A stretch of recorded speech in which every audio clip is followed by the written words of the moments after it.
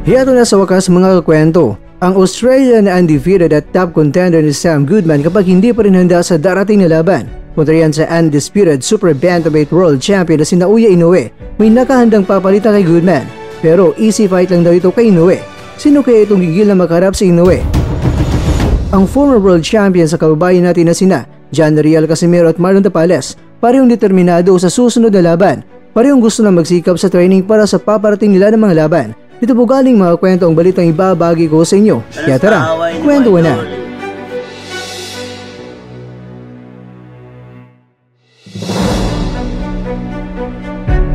Sa ngayon ay naghahanda na ng lubusan ang Japanese superstar na si Naoya Inoue para depensahan niya ang kanyang 4 na mga korona sa Super Bantamweight ngayong January 24 sa susunod na taon sa Ariake Arena sa Tokyo, Japan.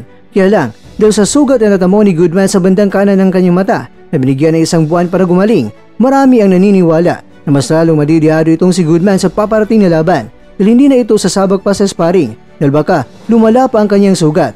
Kung magipag-sparring man ay hindi dapat na patamaan ang kanyang muka dahil baka lalong lumala ang sugat ni Goodman. Kaya dahil dito, si Goodman ay parang naging bad man. Kaya mas lalong delikado si Goodman kay Inoue dahil si Inoue ay lalong tinutudo na ang kanyang mga sparring habang itong si Goodman ay kontrolado.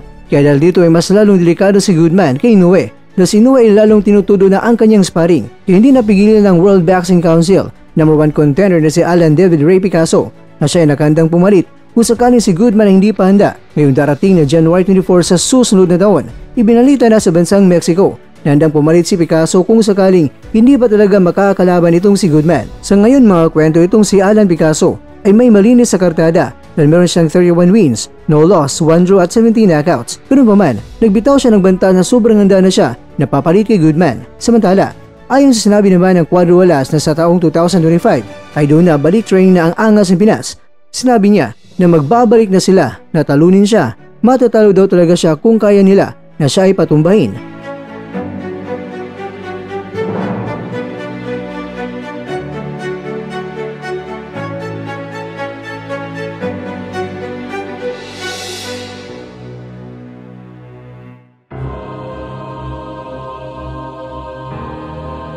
Mga kakwento, sa kamakilan lang na live ni Tapales ay sinabi niya sa update ng kanyang paparating na laban.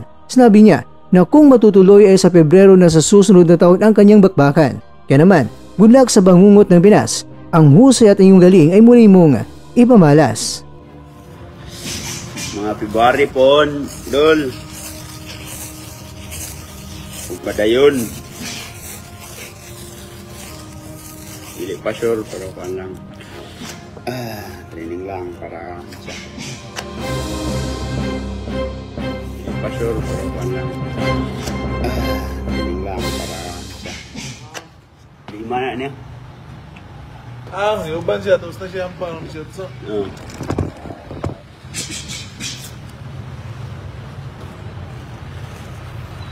Panas aaway ni mo idol. Karon, ngayong hapon, manto ko merkado. Takawaway. Mga February pon, Dol. Pagpadayon. Hindi pa sure, pero kan lang. Training lang para sa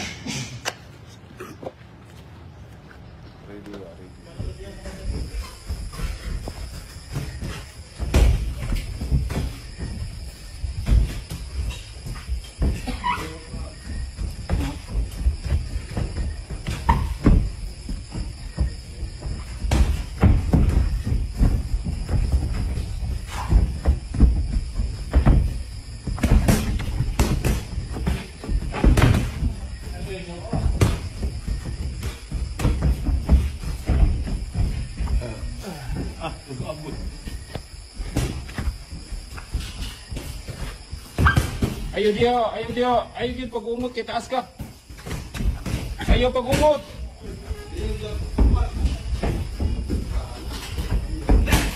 Dagan juga, dagan tuyok.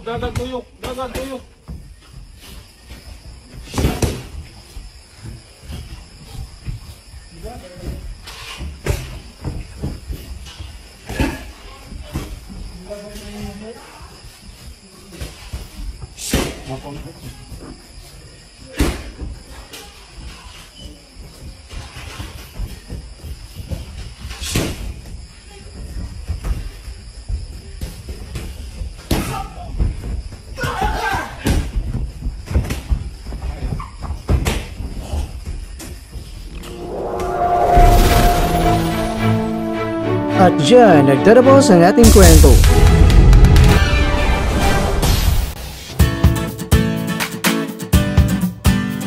Maraming salamat mga kakwento sa inyong panonood. Pero baka naman mga kwento ay nagustuhan niyo po ang kwento natin ngayon. Baka pwede niyo po akong mabigyan dyan ng like, subscribe at pa-click na rin sa bell button.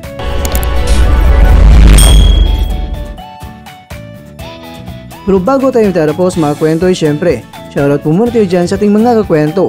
Kaya kwentong Jack Muñedo, kaya kwentong Mr. Lonely, kaya kwentong Daloy-Doy Mahalikan TV, at ikaw kwentong nanonood ngayon, shoutout sa'yo dyan. Bueno, hanggang dito na po muna ang ating kwentuhan at abangan nyo lang po ating susunod na video.